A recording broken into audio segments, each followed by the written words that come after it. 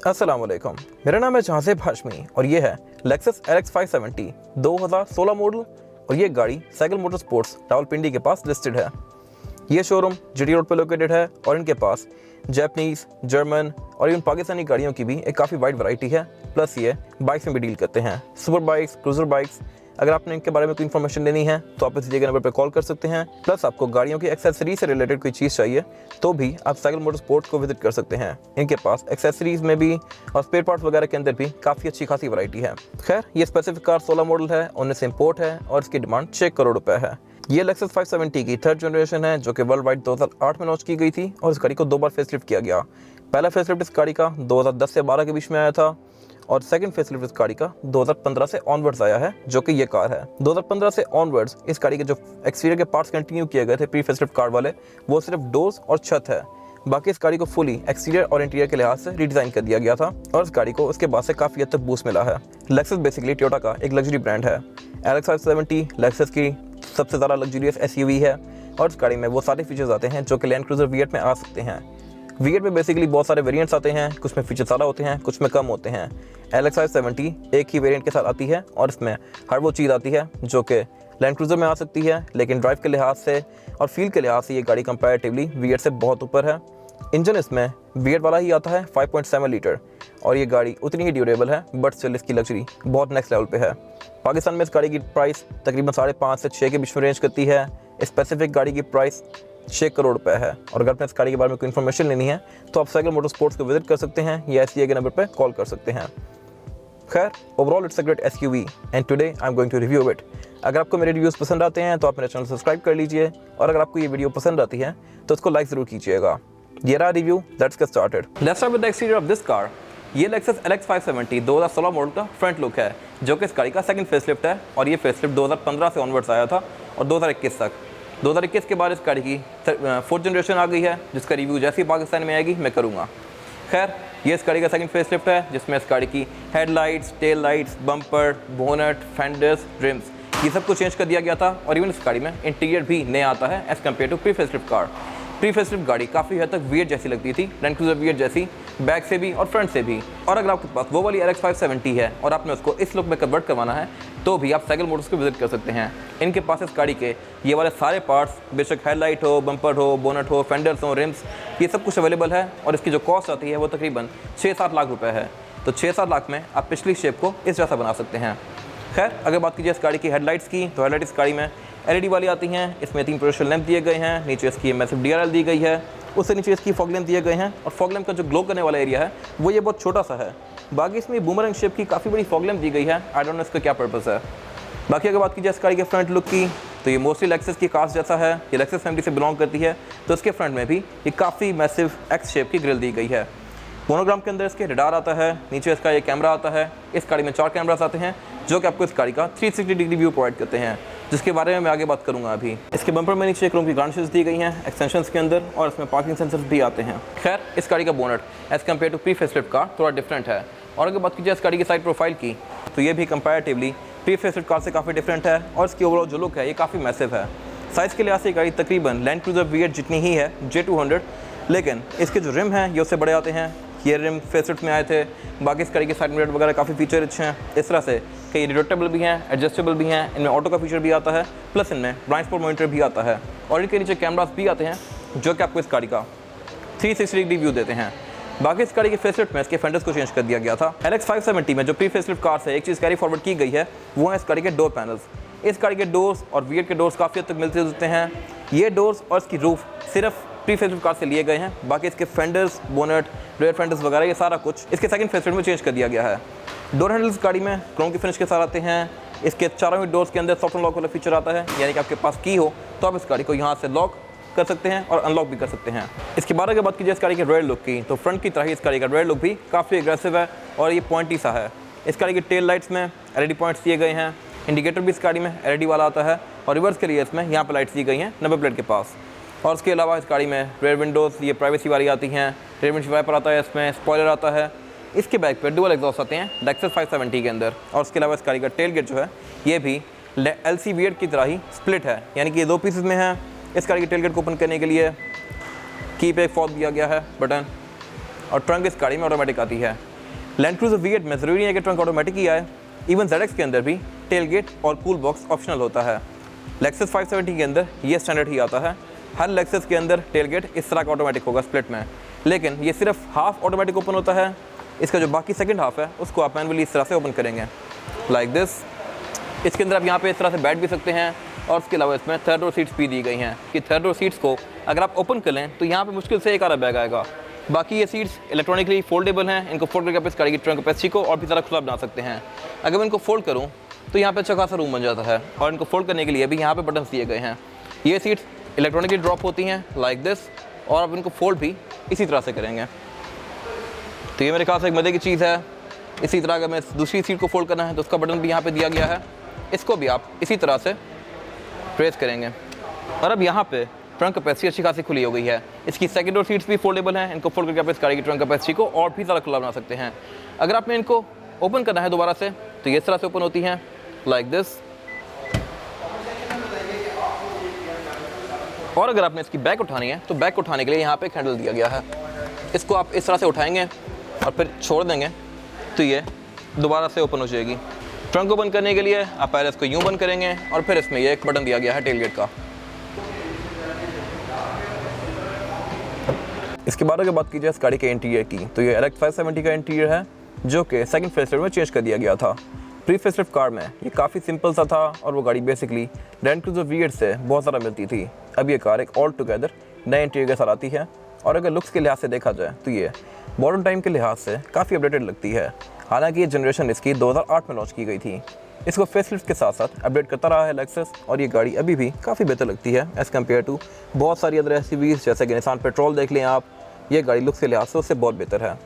अगर बात की जाए इस गाड़ी के स्टीयरिंग व्हील की, तो स्टीयरिंग व्हील इस गाड़ी का 3 स्पोक है। लेफ्ट राइट स्पोक में डिफरेंट कंट्रोल्स दिए गए हैं, जैसे कि हर गाड़ी में आते होते हैं। इस गाड़ी में क्रूज़ कंट्रोल भी आता है जो कि अडॉप्टिव है, यानी कि आप इसके डिस्टेंस को एडजस्ट कर सकते हैं अपनी मर्जी के लिहाज से। बाकी इसके राइट स्पोक पे कुछ और कंट्रोल्स दिए गए हैं। ये वही कंट्रोल्स हैं जो कि हर गाड़ी में आते होते हैं एमआई डिस्प्ले के बीच में नेविगेट करने के, और उसके साथ नीचे ये इसके रडार के डिस्टेंस को आप यहाँ से एडजस्ट कर सकते हैं, और इसके लेन डिपार्चर असिस्ट को भी यहाँ से ऑन ऑफ कर सकते हैं। और उसके अलावा इस गाड़ी के स्टीयरिंग व्हील की जो ये वाली फ्रिल्स हैं ये वुड में हैं, लेकिन इस गाड़ी का जो ये वाला एरिया है लेदर वाला, ये बेसिकली गर्म होता है। इस गाड़ी में स्टीयरिंग व्हील हीटेड आता है, और ये 2010 के बाद से ऑप्शनल आना शुरू हो गया था इस गाड़ी में। 2015 के बाद अब ये लेक्सस 570 में स्टैंडर्ड ही आता होता है। इसके ये वाले एरियाज गर्म होते हैं सर्दियों में। बाकी एयरबैग इस गाड़ी में टोटल 10 आते हैं। एक स्टीयरिंग व्हील माउंटेड है, एक डैशबोर्ड में, 4 पिलर्स में, और 4 सीट्स के साइड पर। और उसके अलावा इस गाड़ी में पैडल शिफ्टर्स भी आते हैं। ये गाड़ी एक फुल साइज SUV है, बट स्टिल इसमें पैडल शिफ्टर्स दिए गए हैं, जो कि मेरे ख्याल से एक अच्छी चीज़ है। बाकी अगर बात की जाए इस गाड़ी के मीटर की, तो मीटर के लिहाज से मेरे ख्याल से ये गाड़ी थोड़ी आउटडेटेड लगती है, इस तरह से कि अब बहुत सारी कार्स में या बहुत सारी SUVs में मीटर स्क्रीन पर आने लग गए हैं। उनमें हाफ पोर्शन या पूरा ही मीटर स्क्रीन में होता है, जबकि इस गाड़ी में ये डायल्स ही दिए गए हैं। ये हर किसी की अपनी चॉइस है, लेकिन जहाँ से ये गाड़ी थोड़ी आउटडेटेड लगती है वो है इस गाड़ी का MID डिस्प्ले। MID डिस्प्ले इस गाड़ी का बिल्कुल नॉर्मल सही है। ऐसा ही MID डिस्प्ले यारिस में आता है, कोरोला में आता है, प्राडो में आता है, जबकि ये गाड़ी लेक्सस है 570 तकरीबन 6 करोड़ की, बट स्टिल इसमें ये नॉर्मल सही दिया गया है। बाकी इसमें फीचर्स बहुत सारे दिए गए हैं, जैसे कि अगर बात की जाए इसके TPM की, तो इसमें इवन स्पेयर व्हील का TPM भी शो होता है यहाँ पे। तो ये मेरे ख्याल से एक मज़े की चीज़ है। इसका टायर का तो यहाँ पे शो हो ही रहा है टायर प्रेशर, लेकिन इसका इवन स्पेयर व्हील का भी ये मॉनिटर करती है गाड़ी। बाकी मीटर की हर किसी की अपनी ओपिनियन है। कुछ लोगों को ये एनालॉग लाइट्स ज़्यादा पसंद आते हैं, कुछ लोगों को डिजिटल। अगर बात की जाए डैशबोर्ड की फिनिश की, तो डैशबोर्ड इसका सारा ही लेदर की फिनिश में है, और इसके बीच में ये वुड की फ्रिल्स यूज़ की गई हैं, जो कि इसकी लुक में अच्छा टच ऐड कर रही हैं। डैशबोर्ड के सेंटर में इसका एक काफ़ी मैसिव मल्टीमीडिया सिस्टम दिया गया है, लेकिन इसके बारे में एक चीज़ जो अजीब है वो ये है कि ये टच में नहीं है। ये कार इतनी एक्सपेंसिव है, बट इसका मल्टीमीडिया सिस्टम टच में नहीं आता। इसकी स्क्रीन के बीच में नेविगेट करने के लिए यहाँ पे एक जॉयस्टिक दी गई है। यहाँ से आप इस गाड़ी के एमआई डिस्प्ले के बीच में नेविगेट कर सकते हैं। तो खैर, आपने मैप वगैरह एक्सेस करना हो, आप इसको यहीं से यूज़ करेंगे लाइक दिस। बाकी इसमें फीचर्स वगैरह भी काफ़ी सारे आते हैं, जैसे कि maps, Android auto, Apple CarPlay, इसका क्लाइमेट कंट्रोल भी यहाँ पे शो होता है। इस तरह की सारी चीज़ें इसके अंदर आपको शो होती हैं। डैशबोर्ड के सेंटर में इसकी एनालॉग क्लॉक दी गई है, जिसकी लुक मेरे ख्याल से काफ़ी मज़े की है। सेम ऐसी ही क्लॉक मर्सिडीज़ में आती है, पोर्शे में आती है, इवन रोल्स रॉयस में भी आती है, और इस गाड़ी में भी दी गई है। उससे नीचे इसका ये मल्टीमीडिया सिस्टम दिया गया है। इसकी जो नॉब्स की फिनिश है ये भी काफ़ी हाई क्वालिटी है। उससे नीचे इसका क्लाइमेट कंट्रोल दिया गया है। क्लाइमेट कंट्रोल इस गाड़ी में 4 जोन आता है। 2 जोन फ्रंट ड्राइवर और पैसेंजर के लिए हैं, और 2 जोन रियर पैसेंजर्स के लिए हैं। और इसके बीच में एक और चीज़ आती है, क्लाइमेट कंसीयर्ज। ये बेसिकली एक ऐसा फीचर है जो कि बेसिकली क्लाइमेट कंट्रोल के साथ साथ आपकी चीज़ के क्लाइमेट कंट्रोल को भी एडजस्ट करता है। अब ये सारे बटन मैंने ऑफ किए हुए हैं। अगर मैं क्लाइमेट कंसीयर्ज को ऑन करता हूँ तो ये इस जगह के टेम्परेचर के लिहाज से इसकी सीट्स को भी ऑन कर देगा। अगर मैंने टेम्परेचर लो पे रखा हुआ है तो इसकी वेंटिलेटेड सीट्स ऑन हो जाएंगी, और अगर टेम्परेचर हाई पे है तो इसकी हीटेड सीट्स ऑन हो जाएंगी। और उससे नीचे इसका मार्क एंड लेविंसन का बैच दिया गया है। स्पीकर इस गाड़ी में मार्क एंड लेविंसन के आते हैं। बाकी नीचे यहाँ पे एक ये ड्रॉर दी गई है, और उससे नीचे ये इसके कप होल्डर्स दिए गए हैं, और उसके साथ इसकी ये पार्किंग ब्रेक आती है जो कि इलेक्ट्रॉनिक है। V8 में ये मैनुअल आती है। उससे पीछे इस गाड़ी का गियर लेवर दिया गया है। गियर की सिलेक्शन इस गाड़ी में PRND और स्पोर्ट्स की है। स्पोर्ट्स में करके आप इस गाड़ी को मैनुअली भी चला सकते हैं, और इस गाड़ी में पैडल शिफ्टर्स भी आते हैं। गियर लेवर से पीछे यहाँ पे इसके बहुत सारे फीचर्स दिए गए हैं। ECD second, differential locking, traction control, down assist, upper assist control, differential locking के कंट्रोल्स दिए गए हैं।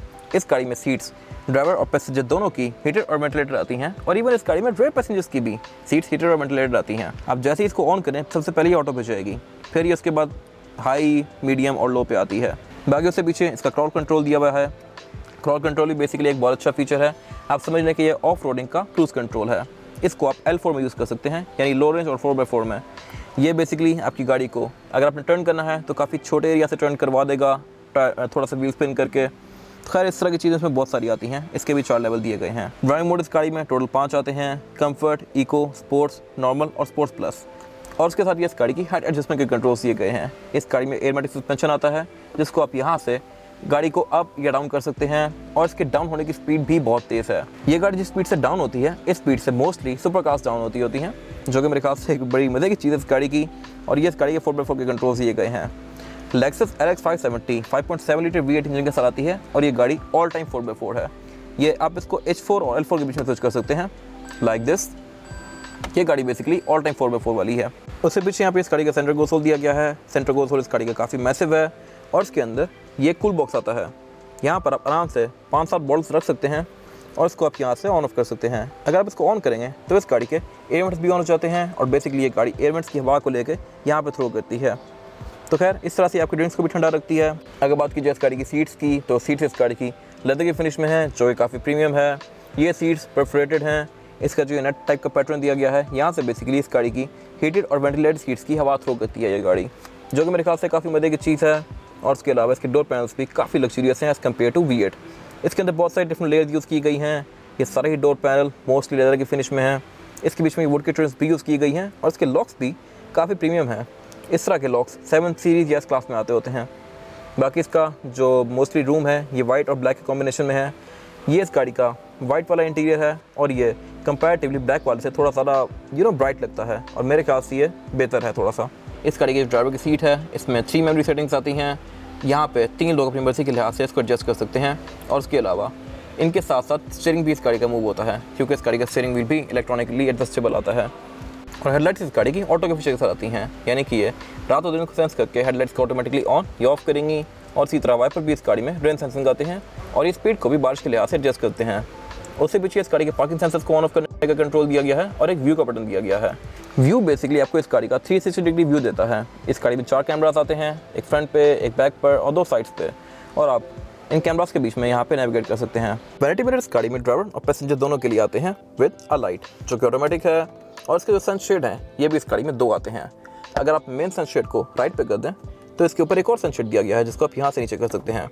तो बेसिकली अगर आपके राइट और सामने दोनों से धूप आ रही है तो आप दोनों से बच सकते हैं।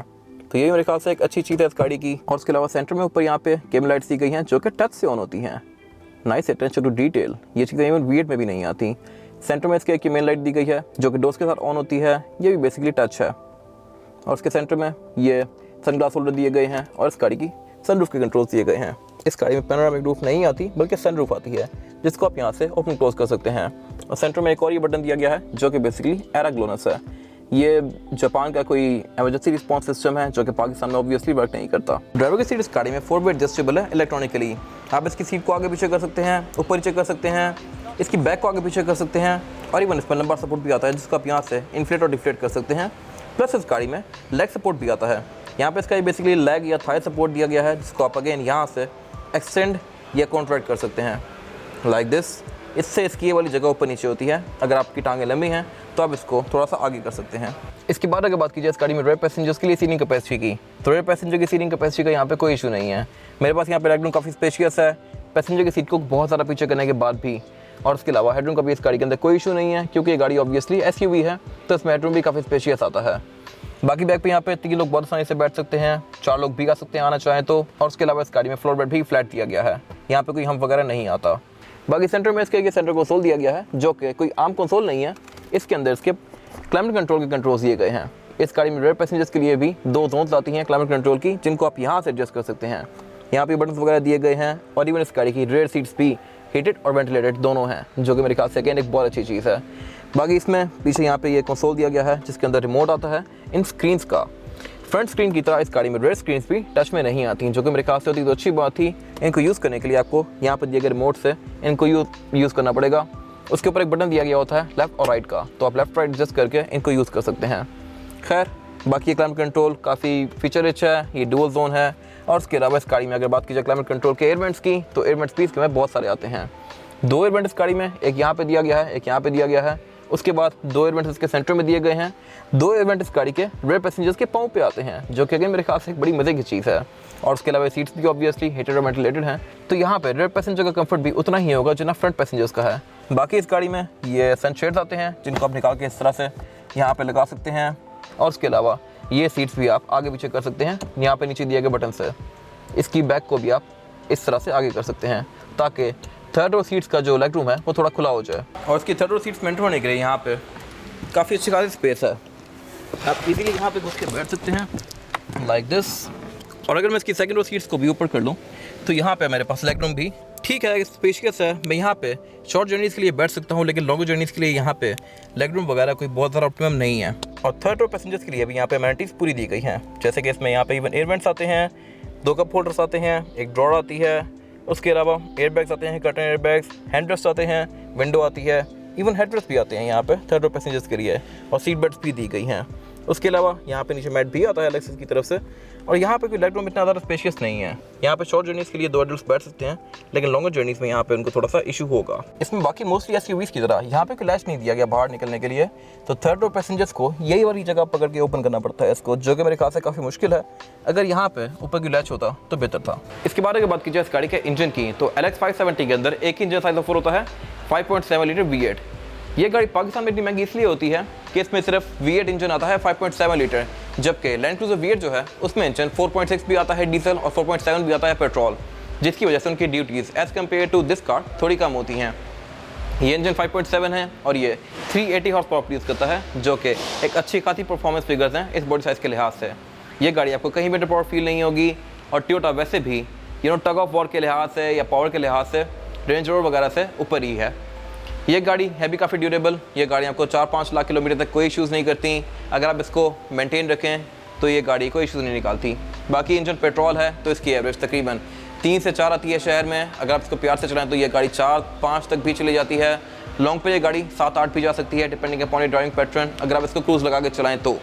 बाकी इस गाड़ी में ABS भी आती है, इलेक्ट्रॉनिक पावर स्टीयरिंग आता है, ट्रैक्शन कंट्रोल आता है, डिफ लॉक आता है। ये गाड़ी ऑल टाइम 4x4 है, यानी कि आप इसको रेयर व्हील्स पर सिर्फ नहीं चला सकते, ये गाड़ी 4x4 पे ही रहती है। और उसके अलावा इस गाड़ी में क्लॉक कंट्रोल वगैरह भी आते हैं। बाकी इस गाड़ी के बोनट के अंदर इंसुलेशन आती है, जो कि मेरे ख्याल से अच्छी चीज़ है। बोनट इस गाड़ी का हाइड्रोलिक से ओपन होता है, जो कि अगेन मेरे ख्याल से एक अच्छी चीज़ है।